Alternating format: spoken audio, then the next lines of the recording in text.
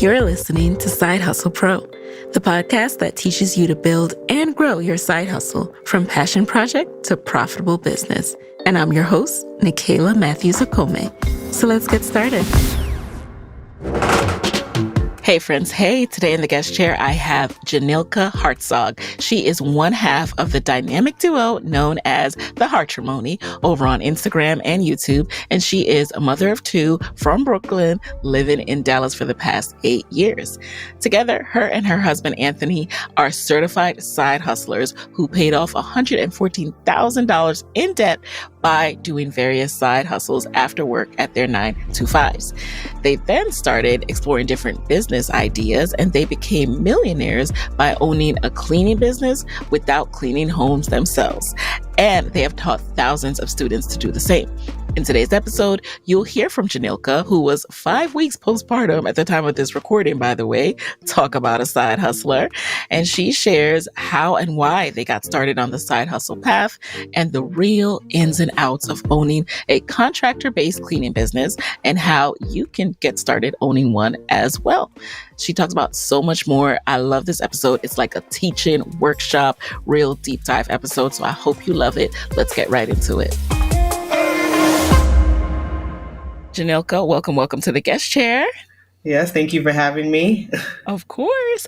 Now, I am so fascinated by your story, both individually as well as with your husband, and the fact that you are 5 weeks postpartum and doing this with me. I just have to give you all the snaps. So thank you so much.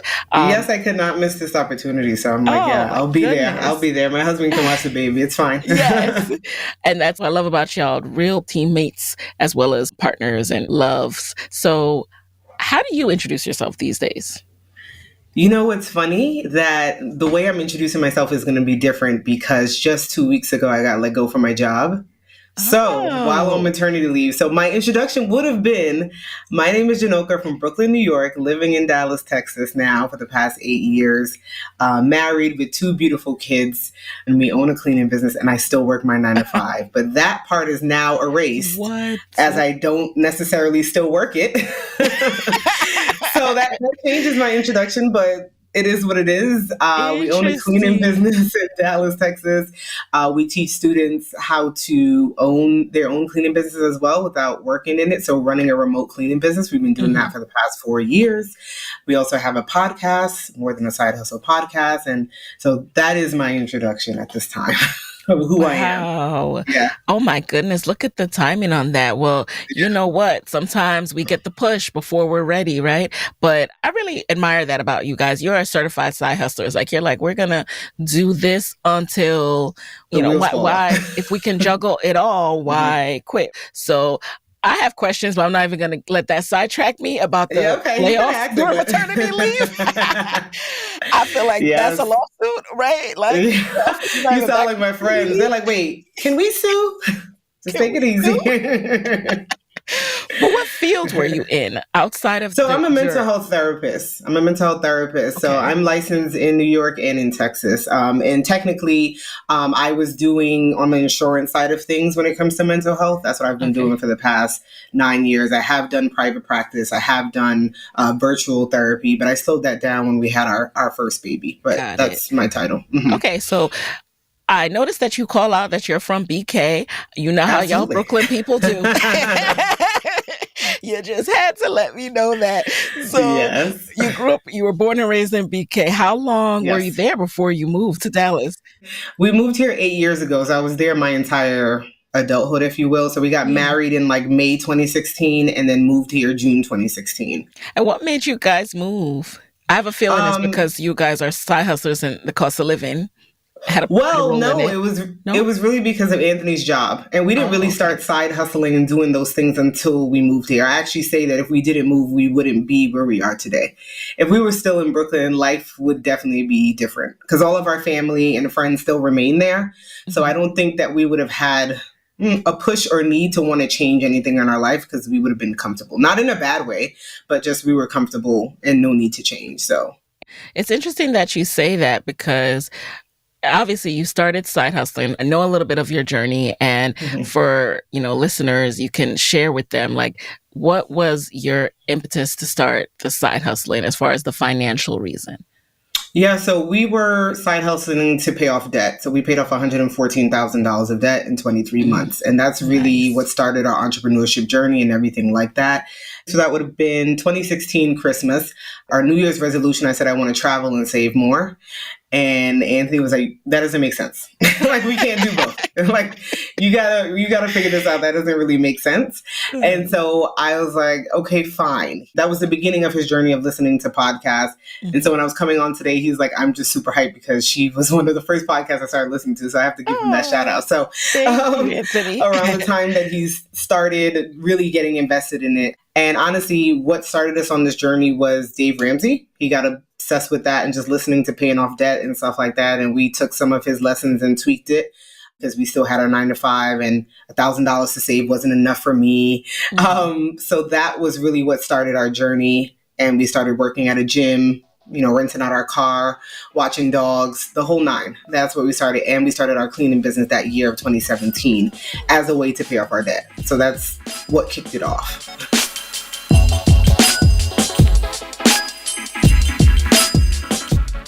We also do need to talk about the hustles that you can do to help you get into the financial position to while pay still off having debt. a 9-to-5. While still having a 9-to-5, right? To pay down debt and be able to do what you ultimately want to do when you have that freedom, when you're not under the, a debt shadow or what have you. Let's get into the side hustles a little bit before, because you mentioned them, but not everyone might know. So you did, I think it's called Rover, right? Where you babysit pets.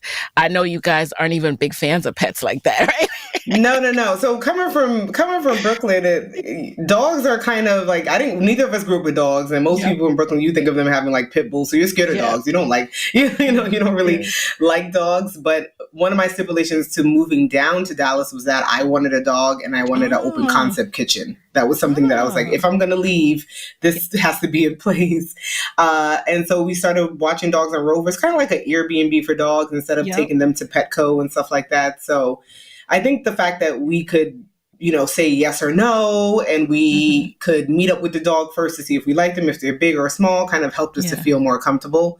Okay. And then we had our reoccurring dogs, so we knew them, we were comfortable with them and stuff like that. And it was in our apartment and no kids, all that type of stuff. So it was more flexible for us at that time. It's a very smart side hustle. And fun story. So actually one of my hairstylists, the one who does my crochet locks, she does Rover. That's the first time I ever heard of it. So she does the locks out of her hair. So I'll show up for my hair appointment and she's like, you're not scared of dogs, right?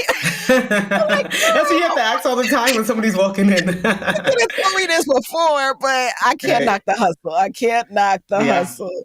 So, and then you rented, I've never heard of this, renting out your car. How does that work? Yeah, so back in 2017, we were doing it. It was Turo, which it's still around now, but it wasn't as popular then. And at that time, my husband had just got a car because moving down to Dallas, that was like a gift to himself, turning 30, all that type of stuff. He just got an Infiniti.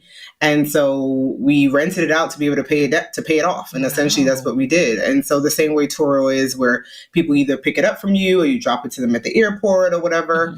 We did that with his car and my car because I had a Nissan Altima and I was working from home. So I came from New York working from home.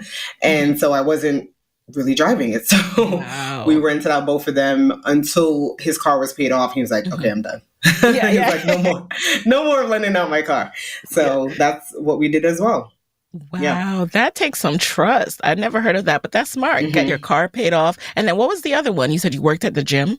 We work at a gym. We started working at Equinox. We're both very big workout people, and you got a free membership. So my husband actually was working in maintenance at the gym at Equinox. And I'm like, well, I was getting off at 4:00. I'm like, what am I going to do? I want to do something.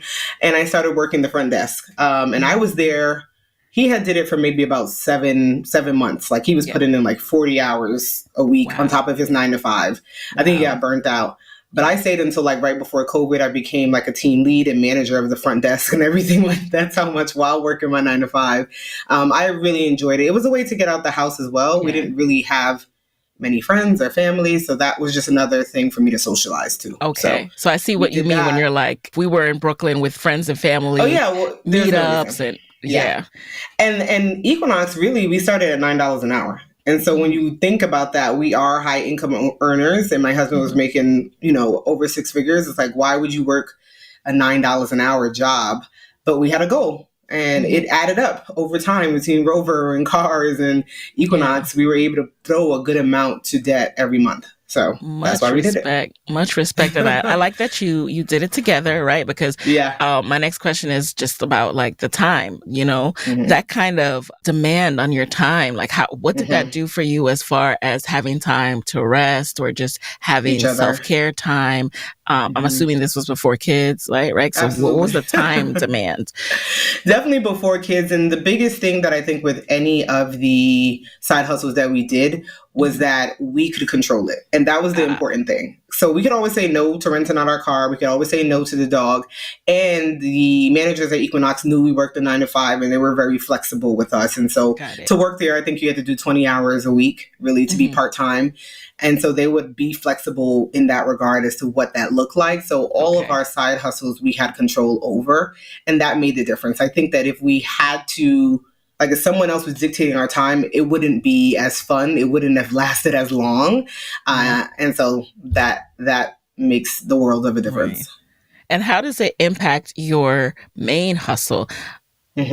As far as, are you racing sometimes after work to get to the side hustle? Like, how did you do So it that was something that he had to face, that he would hit traffic, like running to the side hustle, but they were a bit lenient with that at the gym. And then the gym was maybe about 7 minutes from our house. So if I got off at 4, I wouldn't start till 5. And so I had ample amount of time to do that. And the weekends, we're free. So we had the time, we made it work.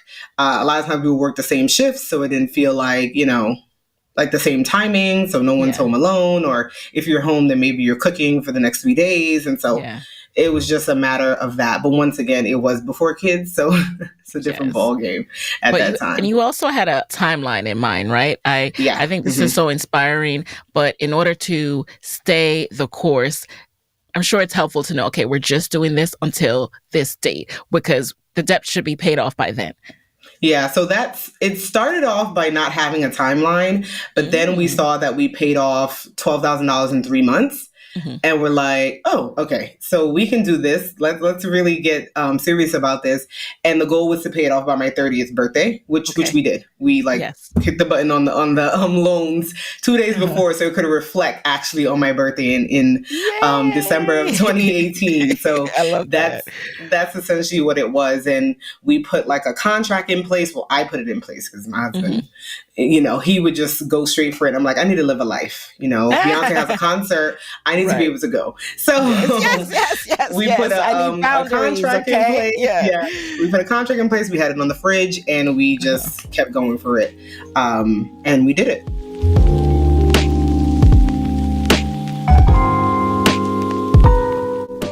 As you were side hustling, at what point did the seeds of entrepreneurship, of thinking about starting a cleaning business, start? I always say all of our businesses, and I think information starts from my husband, and then I agree or don't agree. That's how it comes. Like, he brings it to me, I say yay or nay, and then we proceed with it. So he had originally heard it on a podcast about like a college student making like $10,000 in revenue without cleaning homes, but owning a cleaning business. And he's like, how is that possible? Brought it to me, and I shot it down. I'm like, absolutely not. We don't know anything about a business. Why would we start a business? Like, this has never been in our discussions as a married couple. Like, what are we doing? We have no idea what we're doing. So he left it alone. And then he brought it back, but with more information and more steps of like what we would need to do to get there.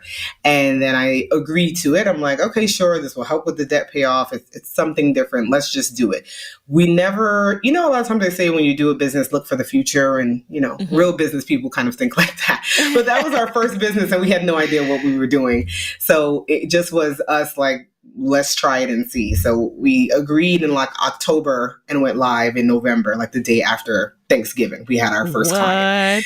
Yes, that's how it went. So many questions. What do you mean you just started? What were the steps to get started? How did you get the cleaners, right? The people, and know that they would do a good job so you get good reviews? Right. So a lot of it at that time, we were just trying to figure it out. So honestly, we were Googling it, or he would listen to a podcast or try to join a Facebook group of cleaners. But the way that we do it is that we have contractors. So we don't work with employees. So they need to know how to clean already. So we run the business model just like a Uber or Airbnb, where Uber doesn't own any cars, Airbnb doesn't own any homes, but they just have people that know how to do it. So we vet them out just through our interviewing process, making sure that they have experience, checking their references, making sure they have insurance. They have to have their own cleaning supplies. If you are a type A that you feel like you have to know for a fact they're going to be perfect, then maybe it's not for you. But I think our quality control of the vetting process, and then we call every single client after every single clean. To this day, we're 7.5 years into the business, and we still do that same process to make sure and that you the call person yourselves. Well. At the beginning, we did. Right now, we have virtual assistants and a manager with that business, so we are not calling ourselves. But for 2.5 to 3 years or so, it was us calling ourselves until we finally delegated that out. So that's how we make sure that they're cleaning well. But at the very beginning, it was trial and error. There wasn't any kind of cleaning business courses or anything out there where we can just follow besides just listening to someone give information on a podcast and try to piece it together. And so that was the process at that time. So at that point, had you stopped the side hustles? So you paid off your debt. Did you just stop them cold turkey and you were able to focus on like 9-to-5s and the cleaning business? It was all part of it. So we started the cleaning business November 2017, and we didn't pay off our debt until December 2018. So a whole year later, we were still doing it all. So like I said, Anthony was doing Equinox, but then he stopped it maybe 6-7 months in. So all of 2018, he really wasn't working it, but I still was working that. We were doing the cleaning business, had our 9-to-5, the Rover. So we were doing all of it at once, and it was chaotic. It was chaotic and very hectic, and you would be at a bar on Friday night and a client is calling to complain and you got to step outside and take that call. That was what our life was at that time. Wow. As you're advising people now, right? I think as you're talking about starting the cleaning business, I'm still a little bit confused because I understand the concept of not having employees, like it's Uber, it's Airbnb, but like, how do you really facilitate us? Like, walk us through starting this business. Like, what does it look like operation wise and workflow wise?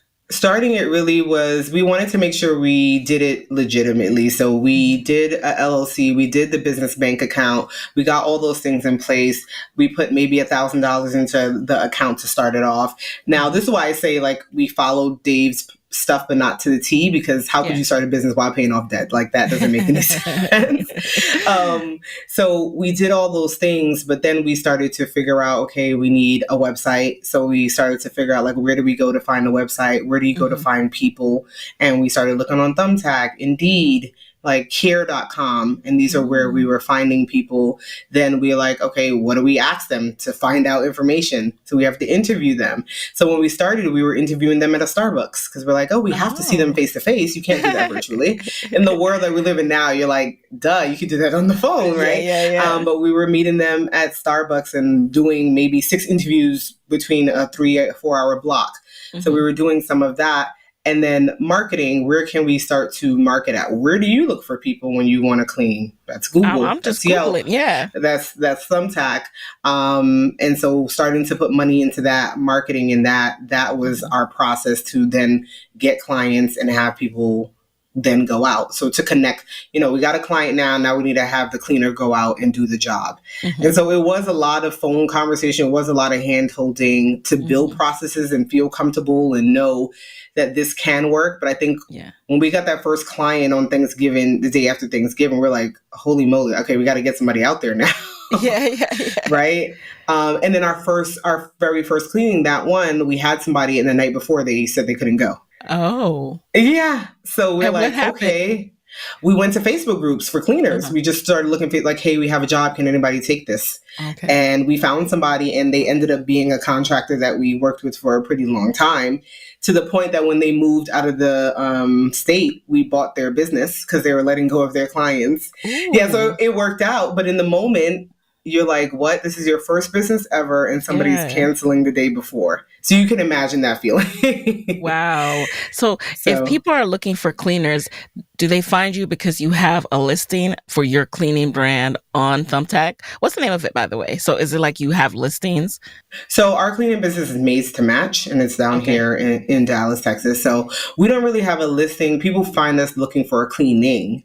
Okay. And then we would connect and send our cleaner out to do the job, right? We don't really host cleaners per se. Like we don't really market that. We just market our cleaning business, and we send people out to do the job based on the amount of cleaners that we have that we've worked with over the years and continue to gain, basically. Yeah, because the cleaning industry is such a unique thing. Like when first it starts with like word of mouth. Like when I was first starting to like work with cleaning services, and then there comes a time when, well, maybe I'm looking for someone different than who I got word of mouth. So then I'm Googling, and it's like sometimes you find companies, sometimes you find a person who has a listing, on Yelp or what have you. So that's what I was curious about. Like, how do people find your people? Like, do they find Tom, who's actually one of your workers?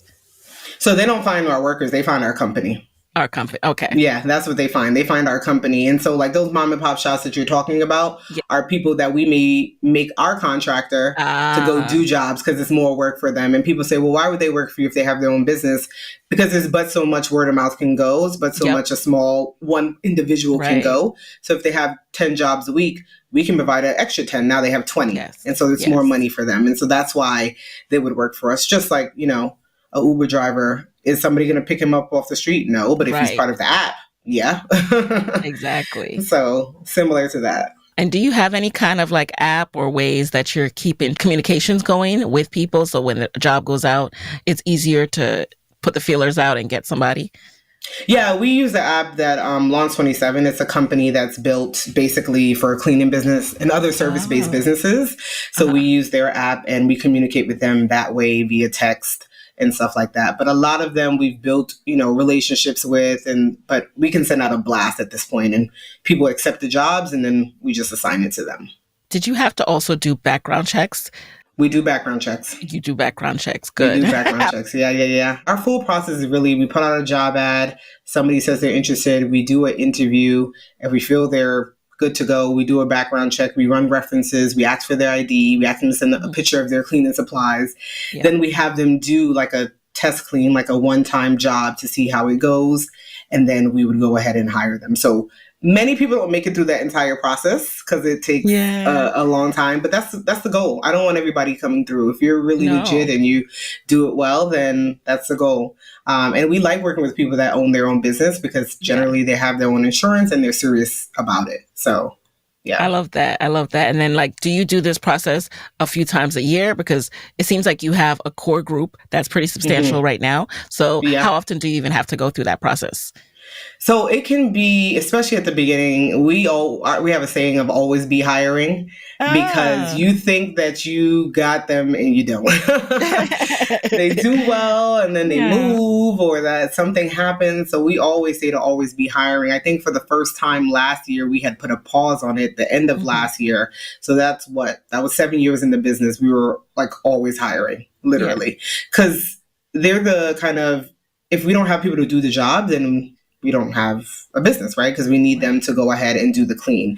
So we are always hiring. So we stopped it and then we've started it back again. And then now we paused it again because we're at a good place. So you can turn it on and off as a faucet. That's the good thing about it. But especially people just starting out, I say always be hiring. Like, don't worry that you have 5 people and you're like, well, I don't have enough jobs. Trust me, they'll show you that you need more because they're contractors and they can work as little or as much as they want. So somebody could work one day. You think you have all these people and you don't.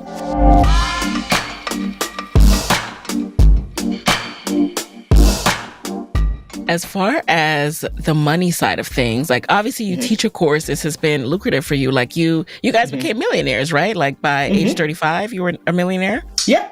Amazing. Yes. But it seems like something that would have a low-ish margin. I don't know, maybe because the houses are bigger in Texas, but I just feel like cleaning services don't tend to be a lot of money. So I'm curious So about the that's money the side. difference between a mom and pop and a company, right? Because a mom and pop, you can hire someone, say they steal from you and you got their number. How are you finding them? You're not. Or if they don't do a good job, you want somebody else, you got to go look for another company. You got to go look for someone else. For us, we have this like 200% guarantee. If we go out, we don't do a good job, you can call us and we'll come back and rectify the issue, right?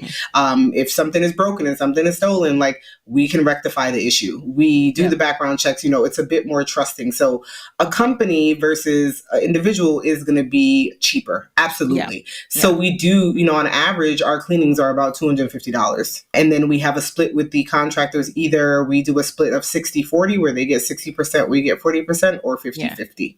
Okay. And so then we have add-ons for things. If you have pets, if you have this, if you want us to do carpet cleaning, if you want us to do organizing. So our margins can be between 20 to 30% generally month to month. Obviously that can fluctuate. Seasons can fluctuate, but usually that's where it kind of lands.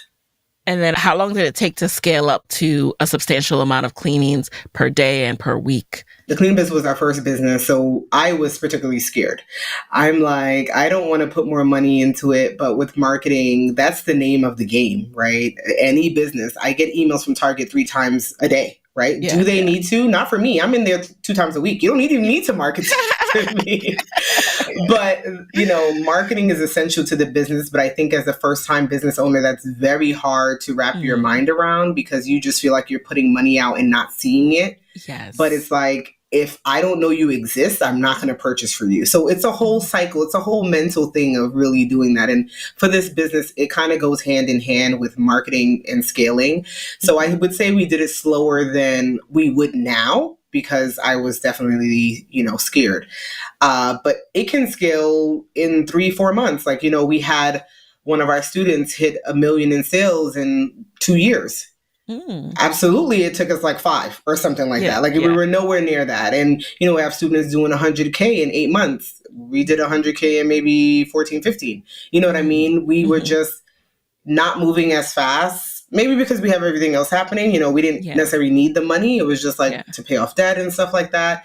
But also we were scared business owners. And so when I speak to people now and I'm like, you really want to scale, put the money in. Trust that it will come back. You know what I mean? And it will, especially with marketing in this business. So, trust that it will come back, Jhanilka. How much money we talking here? Okay, what are the startup costs for a business like this? So the startup costs are pretty low. We say to have maybe about like $2,000, but that includes getting your LLC, business bank account, and like having money for marketing to find contractors and a little bit to find clients, right? Yeah. So every month, the good thing about running it with this model with the contractors is that you can turn it on and off, right? So COVID, for example, right? That would have been a big hit if we had employees. Would have been like, okay, we lost a lot. But at the time, we just turned down our Yelp. We're like, okay, we're not marketing a lot because there's not much business coming in and people aren't working, et cetera, like that. So it's always a faucet that you can turn on and off. Now we put in like $4,000 or $5,000 into Google a month. You're talking about Google Ads? Google Ads, Google Local Services. They're 2 separate things, but we put that much in. And Yelp can be $3,000, $4,000 a month. But then we have $60,000 months. So in 40,000, but we've built up a clientele, right? We market back, we email, we text, we call, we do all of those things on top of marketing on these paid platforms. So somebody hearing this is like $5,000 is outrageous. But if I'm getting a $60,000 return, then, that's not outrageous. It's just that's part not of the outrageous, game. Right? Not outrageous at all. That's part of because $40,000-$60,000 a month, that definitely works out. And when you're marketing and emailing your clients, is it just things like specials or reminders? Like, how do you email them and keep it interesting? Spicy and interesting. So it is specials, it is reminders, it is tips on how to clean, it is back to school, it is codes for a back to school 20. So you can get, come back to us and you get this amount off. So it's a combination of all of that. Yeah. That you would, we see an email from a Victoria's Secret or a Macy's. We're like, oh, how can we adjust this to our cleaning business? How can we make it sound like this, what they're saying? Because this bought me in, or this subject, I opened this subject because I saw this or this headliner, and we just put it into our business.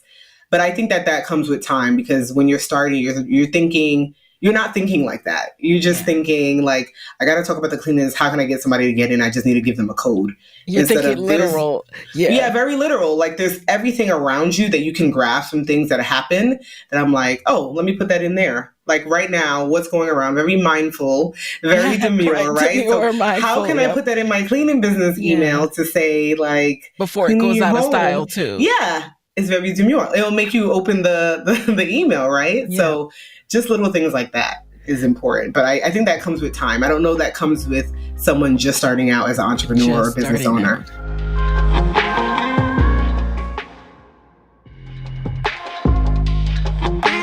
Speaking of just starting out, so you mentioned where you've gotten to $40,000, $60,000 months. Do you remember like how much you made your first month? What was the first month like? So the first month probably was small, November, because we got it after Thanksgiving. So I think we maybe had like 4 bookings, 3 bookings. So 8 months into the business, we were in the point of thinking of closing it down. Ooh, okay. It was the summer, and that can be slower months. Who knew? Because we didn't know.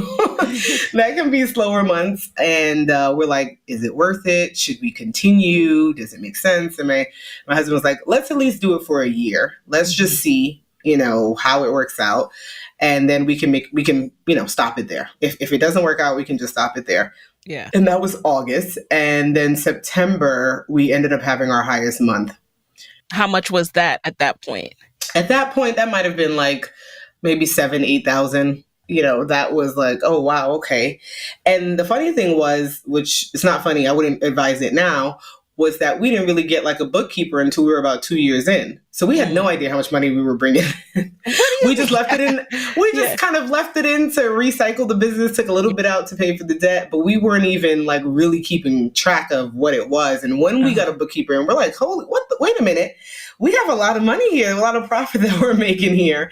And I think that helped us to scale as well. So we definitely hit a bump 8 months in, and we just think about it now. Like imagine we actually stopped then. Yeah. Life would have been different. We wouldn't have continued our business. We wouldn't have been teaching thousands of students that go on to make millions and change their lives and buy houses and things from the cleaning business. It wouldn't have happened. Wow. But all this to say, we still had our 9-to-5s, right? And we still were side hustling. And so that gave us the comfortability to know that we can continue on. Yes, yes, because you weren't dependent on it for your livelihood. Correct. What do you think, other than it being summer and, maybe you being nervous, new business owners, what do you think caused that bump? Like, what should people who are starting this kind of business expect as an early bump? So I think what's important is something that we weren't doing a lot of is reaching out to leads, right? So, people may sign up for your website, but then it's like, what do you do with them? Are you emailing them? Are you calling them? So same type of thing. Like, even if we didn't close them, meaning they didn't book our services, we were just leaving them there. But we're like, you paid for those people. And you need to remarket to them. You need to send them an email. You need to call them, send them a text. Because they didn't book then doesn't mean that they're not going to book at all. Because how many times do you opt into something you just don't, and then eventually you do? That wasn't something we were thinking about at all. Like contacting previous clients or contacting people that didn't book with us. So that helped to bump it up already, because you paid for it and now I don't have to pay for it again. And now they're coming back into me. So that gives me a bump in profit and things like that. That was a change for us, definitely. It's interesting that you mentioned people that didn't book. So how did people that didn't book end up on your email list? So, there is in our system, like you can send quotes. We have a CRM and you can send them quotes. So their information can be stored there. And then even on like Yelp or Google, their contact, if they gave it to you, their contact information can be stored there now. And so when we have people starting out, I'm like, put those contact information like on an Excel, like put it somewhere. Now we have a whole like CRM that it automatically goes into, and we market to them that way. So that's how you would reach them again. They technically stand there. So now I would tell people that aren't paying for a CRM yet, just starting out, just put them on Excel, put their name, number, and email, call them, text them, email them, Thank you for that BCC them. reminder. Yeah. And I think getting a quote, that has to be the best lead magnet ever. Because you just want to know, like, okay, I'll give you my email, give me the quote. If you don't know how to get people, see what you can give them a quote for, especially for this kind of business. You got me wanting to start a cleaning business. I'm not even going to lie to you. I'm not even going to lie to you. When you see me sign up for the course, you will not be surprised. But I need to know. So you talked about the low startup cost. Do you have to guarantee people anything, or what's the incentive for them other than more business? Is there any money exchange up front, like to incentivize them contractors? to be? Yeah, the contractors. No, there's no money up front. The money is it because they're getting more money because it's more than they can do. It's more than they can market, right? So most of our contractors, they go by word of mouth. Right. Yes. And so we've had some contractors that they were working for a company and then they all became contractors independently. Yeah. And so it's just word of mouth as far as they can go. But what keeps them around is what we always say is something as simple as just treating them as humans. Like a lot of our workers have told us that other companies that they work for, they would yell at them, they would talk down to them, they would allow customers to talk to them, which we don't play, like we don't allow that. Like we say, you leave. If you feel uncomfortable with someone's doing something, we'll handle the backlash of it all. Yeah. But we have relationships with our contractors. Like if it's their birthday, we will say happy birthday. We'll send them something, Christmas, Mother's Day, all these things. So we've built relationships with them. It's not just a job. It's like, we want you to feel comfortable. It's a partnership at the end of the day. Yeah. We rely on them. We say, you're the expert. You tell me how much you would charge for this. Like, you're there. We thought it would be this amount, but you can see it and we trust you. You tell me. So the partnership, the communication, and just treating them as humans has helped them to stick around. The transparency, we pay them every week. We don't play with their money. We say we're going to pay you every week. We pay every Friday. Automatically. There's no question. That's another thing that they face, that people say they'll pay and they won't. So that is, I think those things like that help us to be different and have people stick around. Okay.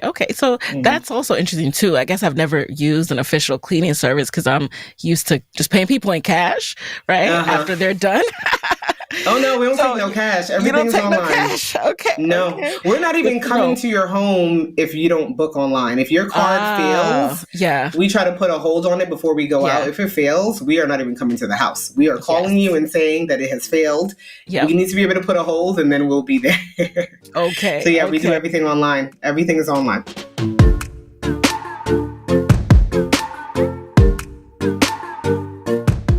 And what about the quote process? I'm fascinated by this because, y'all, I'm really starting a cleaning business, and I hope you all you listen to this. So we'll get into the course next, but the quote process, right? Because it's a lead magnet, so I'm assuming it has to be kind of a fast thing, or like, how do you facilitate that?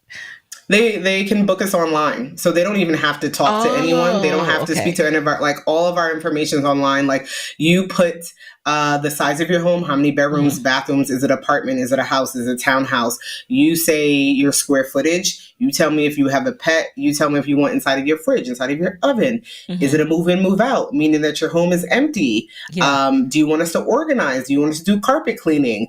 All of that is on our website. And you can see the cost of how much it's going to cost you. Yeah. You can see if you do reoccurring services like biweekly, monthly, the discount you'll get. All of it is there. And so then you put your card information. You could put notes there, like, I'll leave the key under the plant pot. We don't got to talk at all. Everything is on the computer in that way. Do we speak to people? Absolutely. Do people still want to speak and confirm certain things? Absolutely. But we don't have to. And so that's how we're able to be open 24/7, because we're open online. How did you approach, other than Google ads and Yelp ads, how else did you approach marketing the business? Primarily online has been our thing, because in Dallas, we didn't know anybody, right? So we didn't have a church or job to really kind of market it to, things like that. So primarily online, but we have tried putting flyers under doors. We have tried like cold mailing. You get flyers in the mail. We haven't done that consistently enough, but commercial, that's another thing that we do, and our students have gone on. We have students that kind of excel in that. Commercial properties? Commercial cleaning, commercial properties, We have students that kind of excel in that. We dabble in that here and there. So the marketing really has been online for us, mostly. And we're always looking to try to do different things, but that's just where we started and we're comfortable with in regards to time. Like you either have time or money. And for us, we had the money to put online. Okay. And the money initially was coming from the business and recycled back into the ad? Yes. Is that okay? Yeah. And that's the benefit of side hustling. You don't need to take the money from the business to pay yourself. You can put it right back into the growth. Right. And eventually we did, though. Eventually the cleaning business, we eventually started taking money from it. But for a good 2.5 years, we didn't take, anything besides like debt. But other than that, it wasn't coming to us. So let's talk about, the shift when the cleaning business starts to outpace 9-to-5s, at least on your husband, Anthony's side, right? Like, so when did that happen? And when did he feel comfortable leaving his 9-to-5 to do this full time? So I would say the cleaning business and the side hustles, the bar kept moving, right? Yeah. So you say, at first we're like, let's just be able to pay one bill. Right. Let's just be able to pay a phone bill or something. And then it was that. And then let's just see if we can get 1,000. And it was that. Then let's see if we can cover our salary. And it was that. But then you're like, well, I'm having my salary and this extra money. So let me just continue on. And so we've had many conversations of one person leaving their job, both of us leaving the job. Who leaves? Who leaves? I'm leaving first. No, you're leaving. We've had those conversations until Anthony, it was all crazy to do it at that time anyway, but it'll be 3 years this December that he has left. So December 2021 is when he left his job. And it really was that he's like, I'm just not really happy here. Like I'm just existing. He actually was a director there. And he said his boss he was high up there. So his boss had a conversation with him like, oh, just checking in, just wanting to know if you still want to be here. He was like, actually, I don't even want to, in a respectful way, I don't even want to lie to you guys. And so what field was he in again? IT. Okay. He was in IT. So when we moved down here, he built up this office. So he had like 30, 40 people under him. And his goal was to really make sure that people were in a better place. So like help them to move up the ladder, especially Black people in the office, like to really help them. And he's like, I felt like I've done all I could do at this point, and I'm ready to go all in. But it was crazy because that was December 2021. Our daughter was being born February 2022. So we had a baby on the way. That's very interesting timing. Very interesting. And we just had closed on our house and we moved in December 2021. Oh, wow. So everybody at work was like, you're having a baby, you just got a house and you're leaving. Yeah. But that's just the power of us like betting on ourselves and feeling like now is the time and we feel that we can make it. And praises to God, we're 2.5 years in to that and navigating it all. Yeah. And how well was the business doing? Like what kind of revenue were you bringing in monthly at that point? So at that point, I want to say the business, the cleaning business was doing about maybe like 45,000. But then we also have, at that time we had one rental property. We now have 3 rental properties. That we have going. And then we have the coaching side of things as well that we do with the course and stuff. So that was bringing in money as well. So it was multiple things and I still had my job. So you didn't have to worry about the benefits part of it. Yeah. So all of those combined helped us make the decision. When did you start the course? When did you start teaching what you know? So we started teaching what we knew July 2020. And I, like, once again, I'm always like, if you want to say negative Nancy, I'm like, I don't think anybody wants to know about the cleaning business. Like, most people were following. So you were 2 years in at this point, right? Because it was 2018 when you launched? 2017. 2017. November 2017 we launched. Yeah. So now it's July 2020. Yeah. And I'm like, most people were following us because of our debt payoff. Yeah. Like that's how people knew us.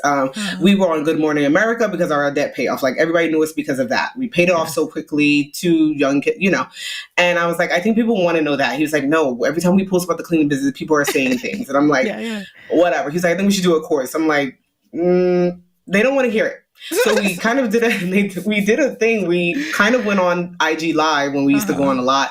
And we said that if we can sell 10 courses, then we will do the course. We didn't have a course. We just said that we were selling it. We didn't have it. We didn't record it yet. Yeah. And I think we sold like 12 or 13. I'm like, at what price point? Too low. We were at like 97, 79, something like that. Okay. Very, very low. Or 120. If you get it now before we launch, it was like 150, something outrageous. Yeah. And so we went on and 13 people said they wanted it. I'm like, okay, so we have to record it. That night, we recorded. It was like a Saturday night. I swear. I love this. It was a Saturday night. Recorded in one night. I love that. We sat there at our we were in an apartment. I can see it. And we sat there sweating hot. I'm like, I need a drink. Let's get this go. And we recorded it. And if you watch it, it's kind of like, it's not, and I'm happy we kind of did it that way, because if we did it the way that what we know now, perfection would be the lighting, the look. It's nothing like that. But the information is still the information. Like, we're cracking jokes, we still have the information. But if you watch courses now, you know, it's not, you're not cracking a joke. We're here to give information. People want information. What are you laughing about? But it has gone on to make our students $13+ million. We have students in 42+ states, the same exact course. We've added on to it. Those were snaps of congrats. We've added on to it, absolutely. But that same core course is the same information, and it still works. So that's kind of how this whole thing came about, his idea. And I'm like, ain't nobody want that. And people wanted it, and people continue to want it, because it is something that they can do remotely. You can, you know, you can do it on your computer or on your phone. I don't have to go do the cleaning. Is it work? Absolutely. It's a business. So I have to put in work. But it's so doable, and we've had tons of testimonials that show how doable it is. On top of us still running a cleaning business, we still do it. And so that was the beginning of that journey, July 2020. And then now with the course, is it more like a evergreen kind of thing where you're not having to do updates as much unless something major happens? Or do you do any kind of like monthly check-in or live coaching? So we really don't have to do much updates, and probably because cleaning is cleaning, right?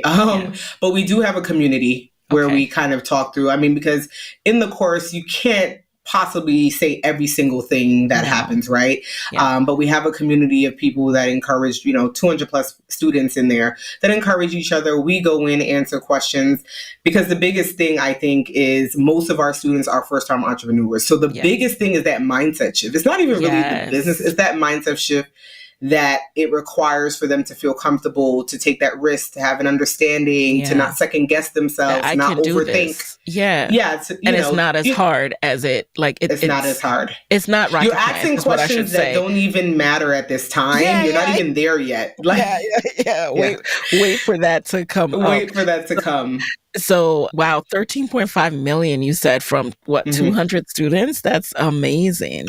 Well, no, 13.5 million from our students across the board. We have 200+ students in our community. It's probably 2,700 people that have taken of our course. Yeah.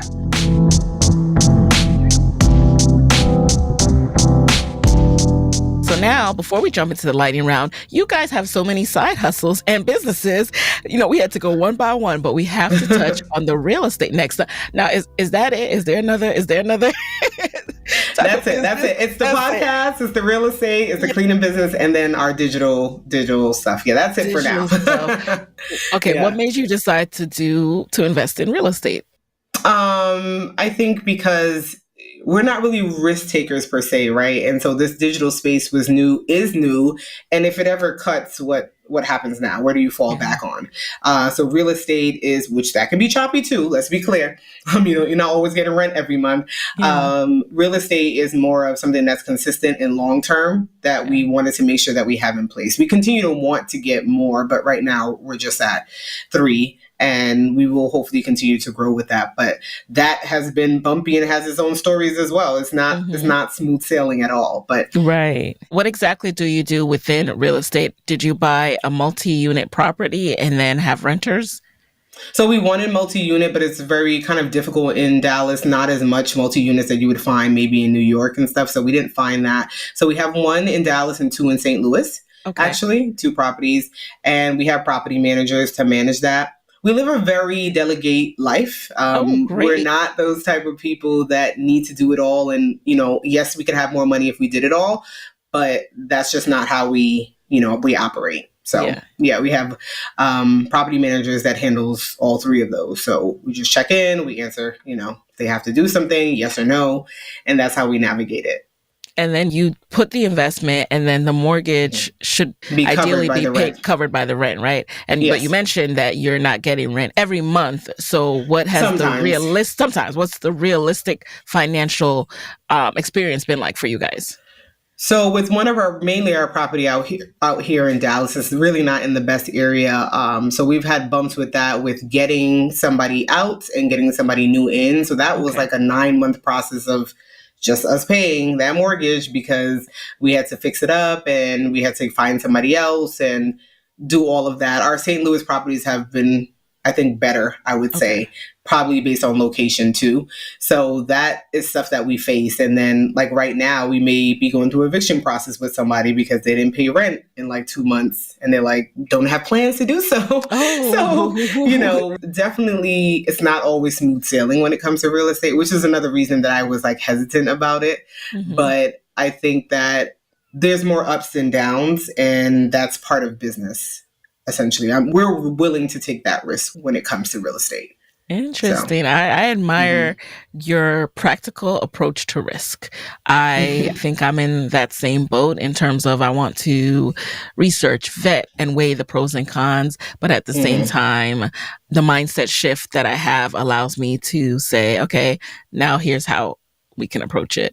So I much respect for that. And I'm curious, what made you invest in St. Louis? Like, do you have family there, or was it just a good price for the place?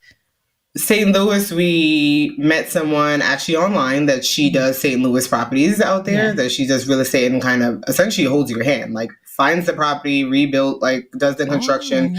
So we just had to pay, essentially pay for that program.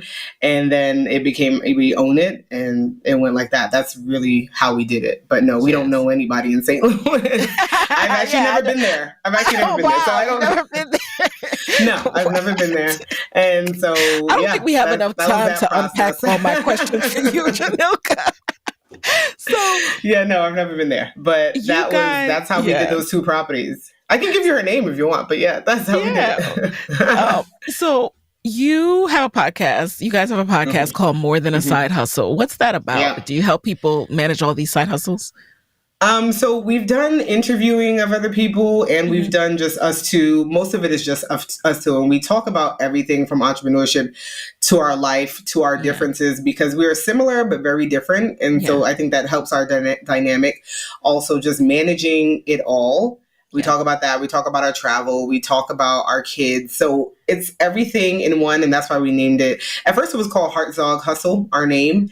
And then we're like, that feels selfish. And so that's why we named it More Than a Side Hustle, because yes, business is at the forefront of us, but that's not all we do.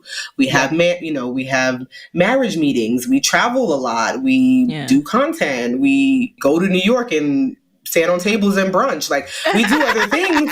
Like, there's other things. You're versatile. I love it. So we speak about all of that on top of interviewing people that, it's become more than a side hustle for them. Like, they started out in this. So photographers, we had a doula, we had her come on. So just different things that we've had people speak about in the podcast. So it's a good time. We enjoy it because I think we enjoy just each other, and we do everything together, but we enjoy just each other and just chatting and getting the information out there. Right. So it's really inspirational, what true partnership can look like in this journey of life, marriage, and entrepreneurship. And your transparency, as far as what you're comfortable sharing, of course, is going to help others and does help others. And I'm curious what the future looks like in terms of what's the ultimate goal in terms of how many businesses do you want to start? How many kind of things do you want to do entrepreneurially and manage your family life as well? If it was up to my husband, we would have probably 10 businesses. So that's the balance. That's why I'm here, to keep him in check and be like, that don't make sense. Let's not do that right now. But I think right now we're in a space of really probably growing our digital side, our coaching side of it, because we've had the course, but we've also realized that a lot of people just want to be around us and just hear more about us, the experience. And maybe it's not just about the cleaning, just more about the inside of us. So that's one part of it. Another part of it, which is it's funny how it works out with God, was like literally, I think the week before I had my daughter just now, I kind of put out there that I wanted to do more things on my own independently, which my husband has always encouraged me. And I'm like, ain't nobody want to hear me. It's okay. I don't need to. but I've like put that out there, and then I was able to connect with you. So that was like for me like a sign of this is my first podcast ever by myself. Yeah. So I think that now we are gonna you're a part of my journey. So we're gonna focus on like how I can individually grow and put information out there, and just balance it, because I'm like, you feel like I don't want to do a get ready with me. I don't know how to do makeup well. So like, I don't want to do that. Or is my life really that interesting? I'm going to be pumping, breastfeeding, going to the gym and coming back. Hello. Hello. So, like that is so many of our lives, right? Right. So just figuring out how to showcase that, I think, is going to be a challenge for me now. Obviously, still having a newborn. We also have an au pair here now. I don't know if you know what that is, but we've just got an au pair. She just came we desperately would like an au pair. And so when I talk about the delegation, because like our first daughter, we had a nanny for 2 years, and now she's in school, and so now we went the au pair route. So that's a whole nother experience. So, and now I don't have a 9 to 5, and so it's so many different things happening, I think, with me. So we together are going to try to figure out like, how do I find my way independently? How do I, put content out there? Right. Like, but what do you even want to do? What I want to do. Yeah. What I want to do next. What does it even look like? Is it just mommy stuff maybe on our podcast, and it's a segment part of our podcast, So it's all of those ideas that are flowing that we're trying to figure out. So not necessarily starting another business, which hopefully it may become lucrative financially, hopefully. But focusing more on my side of things is part of our growth at this time. And it's interesting. I'm sure some people listening are like, we touched on the fact that you guys became millionaires. And of course, you have reinvested a lot of your capital into capital intensive types of businesses now, like with the real estate. But how does that inform how you move forward? Like, you've gone from being in debt to millionaires. What's that experience like? And how is that informing your life? Like, why aren't you just like, hell yeah, I'm quitting my job?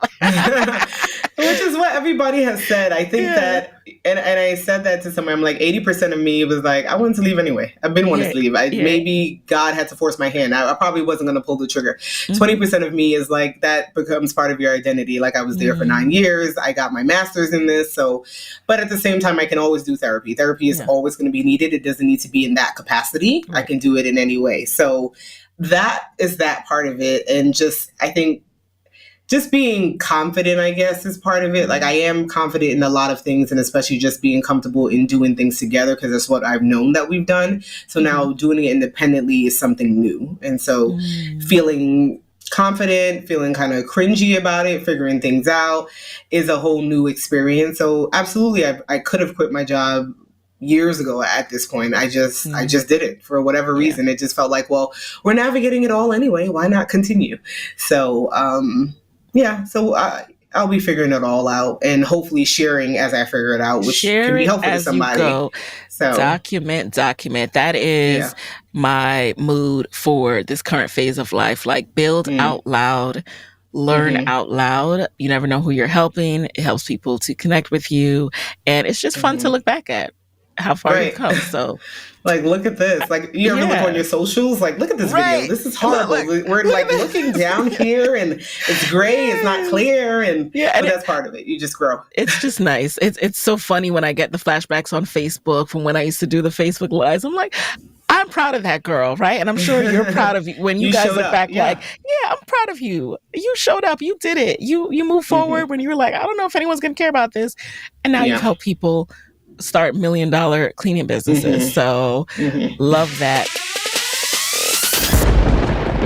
So now we're going to transition into the lightning round. You just answer the very first thing that comes to mind. Are you ready? I'm ready. Alrighty. Oh, and before the lightning round, really quick, what's the name of your course if people want to check it out? Clean and Business University. So they can go to cleanandbusinessuniversity.com. Yeah. love the SEO for that. Okay. Number 1, what is a resource, not Google, that has helped you in your business that you can share with the Side Hustle Pro audience? I'm going to say Total Money Makeover, which is Dave Ramsey's book, but it was the start of everything for us with paying off debt and knowing how to budget. And we budget in our business as well. So that was a kickstart. Even if you're not following the exact policies, just changing that mindset of money was a big deal for us and helps us in business to this day. All right. Number 2, who is a non-celebrity Black woman entrepreneur who you'd want to switch places with for a day, and why? Mia Ray a glamaholic. She's from Detroit. I've never been to Detroit, but I feel like they're straight shooters like New Yorkers for some reason. Yes. She gives me that vibe. The fact that she's built her business from the back of her trunk that she always shows to now to her having a new home and having pop-ups and everything. And she's always setting it straight with people. And I think that she's innovated her ads that she puts out. I just love everything about her. She gives me positive vibes. So I would love to meet her one day. Yeah. Same. I love Mia Ray. How she approaches business. I love that. Yes. Number 3, what's a non-negotiable part of your day these days? These days is different, but working out, I haven't worked out like that. I get a 6-week clearance next week and I should be back in the gym. But working out is definitely a big part of my life. 5 to 6 times a week, I would work out. So I really enjoy that. I like to see the change. I like, sweating. I love it all. So Number 4, what's a personal trait that you have that you think has really helped you in business? I would say boundaries. I am very strict on that, which is opposite from my husband. Like I have to tell him to shut it off, but like I'm not checking email until I'm sitting at a desk. So if you like, I message you, it's 8:30, 9 o'clock in the morning. I haven't sat down yet. Like give me a second. I'm very strict on boundaries. I'm very like, okay, I understand this is happening for the business, but we can't change anything right now. We're at dinner, phones are down, child is asking us questions. So that's something that I don't play with.